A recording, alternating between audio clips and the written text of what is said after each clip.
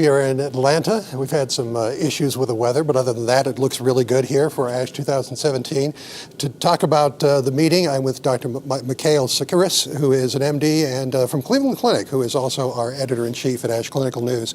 This is a fun meeting to have every year, and man, this year with the weather has been a little challenging, but what are we looking forward to at this meeting? Well, we welcome the people who are most hardy in hail, who made it through this weather. I looked out the window this morning and thought I had woken up back in Cleveland, but as it turns out, it was Atlanta.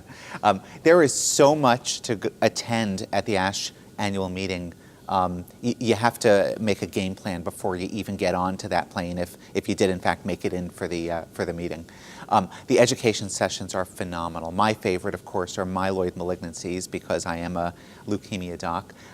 The MDS session was wonderful, as was the acute myeloid leukemia, with people waiting out the door to try to get into the acute myeloid leukemia session. And then we look forward to the oral sessions and the posters for all the great science that's being presented. And in terms of specific sessions that you're looking forward to, I know you have some like late breaking or just really new pieces of information. What are the ones that has your attention?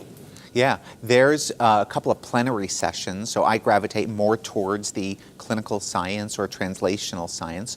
There are a couple of plenary sessions that really caught my eye and caught our eye in the program committee meeting when we selected the plenaries. One is actually a phase 1 study, and it's unusual to have a phase 1 trial as a plenary session that's looking at a brand new drug that targets KIT in patients with systemic mastocytosis. I think it's probably the first time we've had a plenary on systemic mastocytosis. There's another huge study that's being presented in the plenary session looking at the standard treatment for Hodgkin lymphoma, ABVD, and seeing whether addition of brentuximab to that regimen actually improves outcome in patients. The abstract indicates that it does. What the big question is on everyone's mind is, does that mean it's a change in our standard practice, or are the benefits not quite good enough to lead to a change in practice? Do you think there'll be a lot of change in practice after this meeting? There usually is, and what we try to do in ASH Clinical News is cover some of these really exciting abstracts that we see and presentations in the plenary session and in some of the oral sessions and even the poster sessions. Some of the stuff that caught my eye in myeloid malignancies, because again that's my focus, are the blending of genomic information with clinical information in predicting outcome in patients with myelodysplastic syndromes or acute myeloid leukemia. That was a big topic of discussion at today's oral sessions, and there are a couple of new drugs that people are looking at also within myeloid malignancies.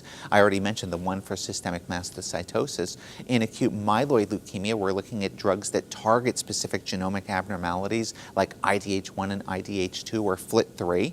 And in addition to that, we're looking at drugs such as venetoclax that target BCL2. It's already been approved for lymphoid malignancies. We're seeing a lot of signal of activity in myeloid too. And again, we'll be covering all of this in our early 2018 issues of ASH Clinical News. It's going to be great fun. I've seen some doctors who are a little frustrated having gotten here, but once they're here, it's like, this is a good meeting. They don't want to leave. Yeah, exactly. I hope Atlanta can accommodate all of us because we're staying. Yes, exactly. And for ASH Clinical News, please do check out both the copy and online for ASH Clinical News. I'm Rick McGuire.